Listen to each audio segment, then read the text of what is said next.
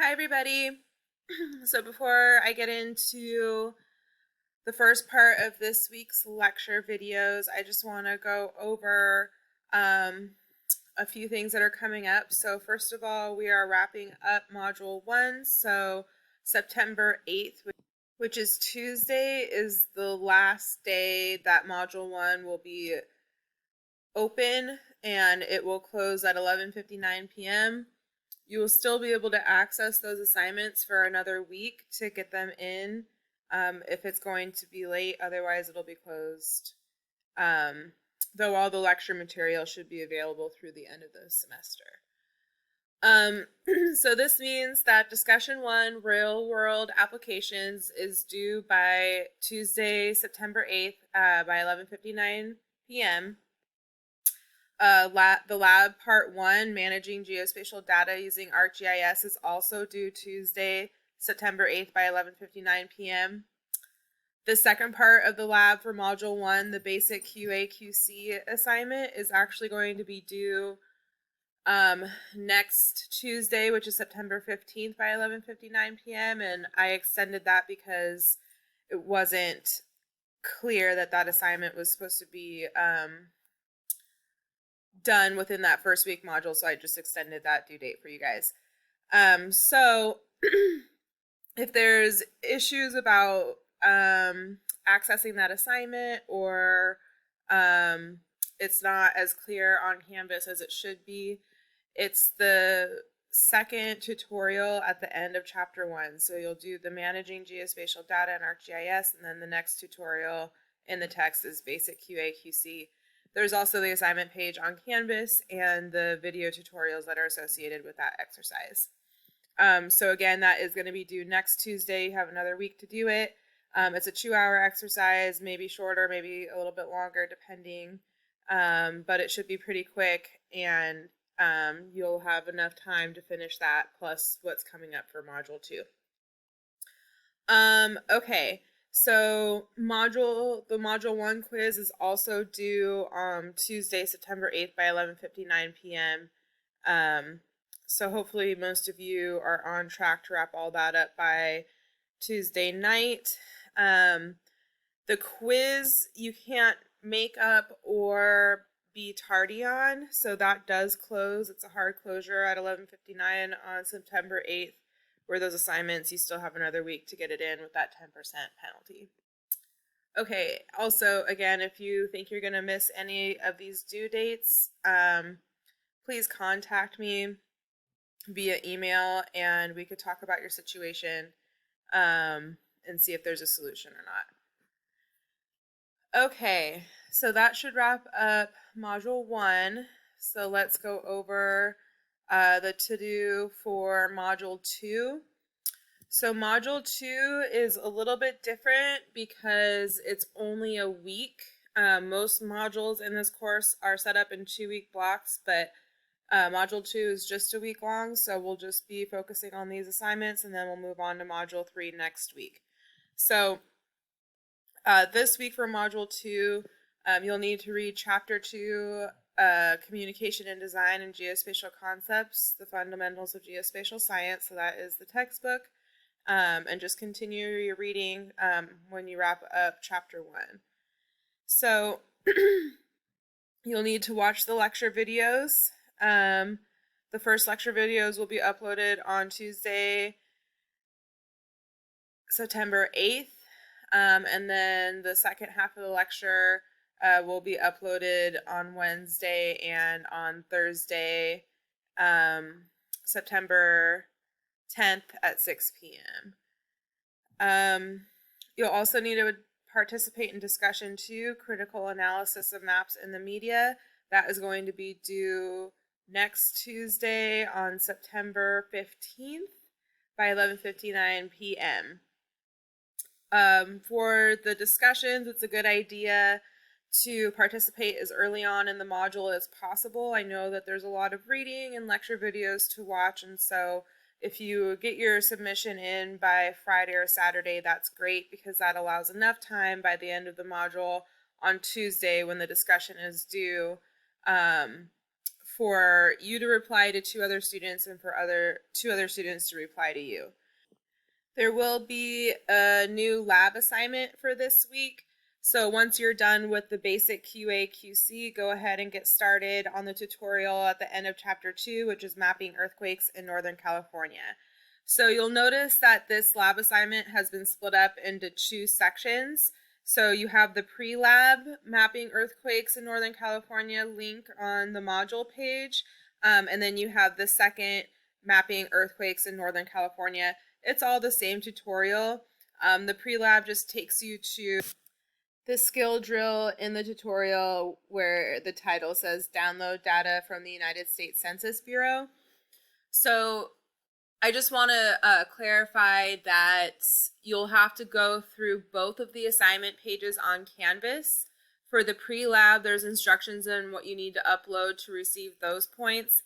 And then on the second page, for mapping earthquakes in Northern California, you'll just go through the rest of the lab tutorial and videos, which are provided on the assignment page, and then there's another submission requirement at the end of that. So just pay attention to that.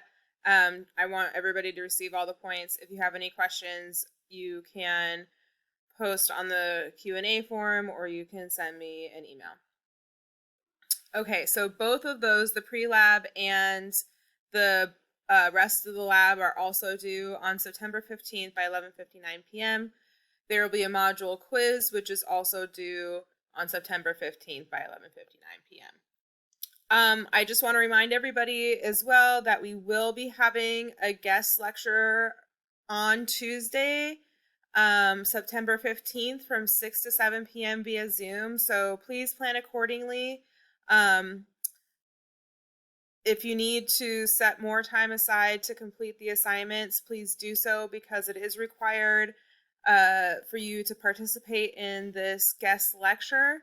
It's also kind of a treat to be able to listen to somebody from the community who is applying GIS in their field. It's going to be a really great example, and I really want to encourage everybody to participate in the discussion that we'll be holding afterwards.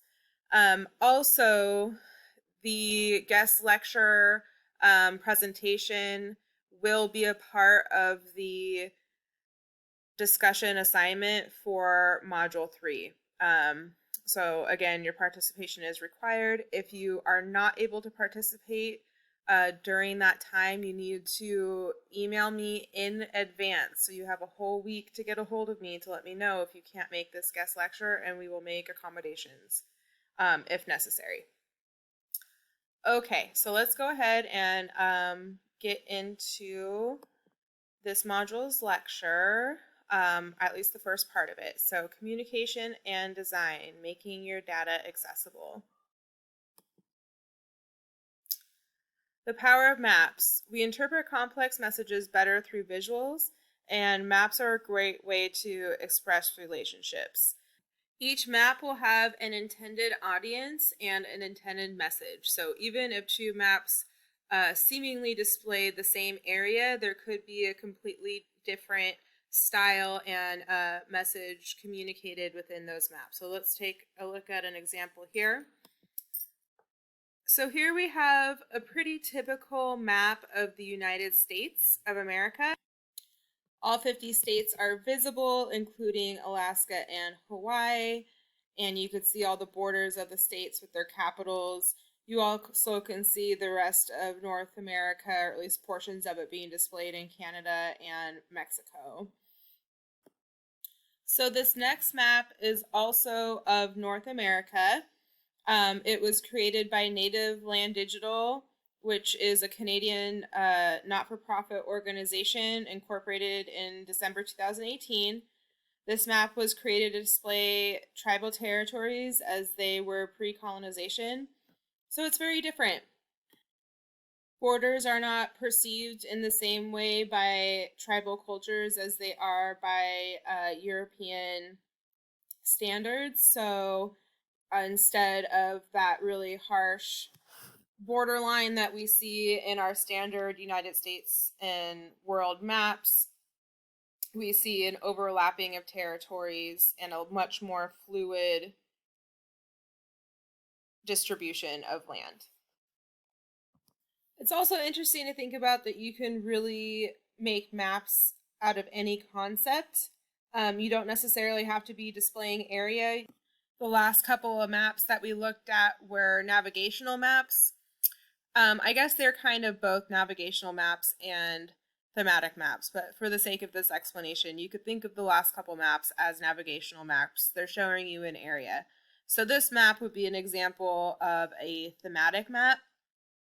And so it is displaying several different movies and how much they were rented in these major cities over here. So it's an interactive map. You can scroll through this bar here, which will tell you either most rented or last rented. This particular example is for the movie The Dark Knight, and we're looking at New York City.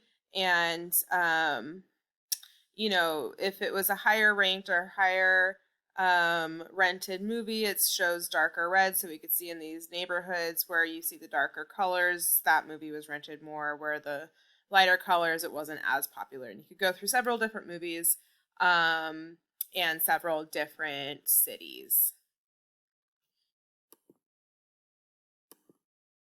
So what's the big deal about maps?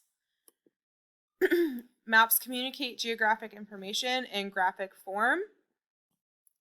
Maps define boundaries between the known and the unknown, and they provide a familiar structure for new information. So what can I map? You can map any data with a location, anything can be assigned to a location. So when we think about data, we can think about it as spatial data and aspatial data. So spatial data is going to have coordinates or a latitude and longitude associated with it, where then a GIS system or a geographic information system software program like ArcMap that we're working with can recognize it as a location. You need to have those coordinates associated with it. Where you have your aspatial data, we talked about it briefly last week, and we'll get into it more later on in the class as well. But aspatial data is your attribute data, and so all of that is all of the descriptional data that goes with that latitude and longitude coordinate. So you can have, let's say, coordinates for your house. So your house would be that spatial data, and then the aspatial data going along with your house would be your address, the street, the city that it's located in, the state, stuff like that.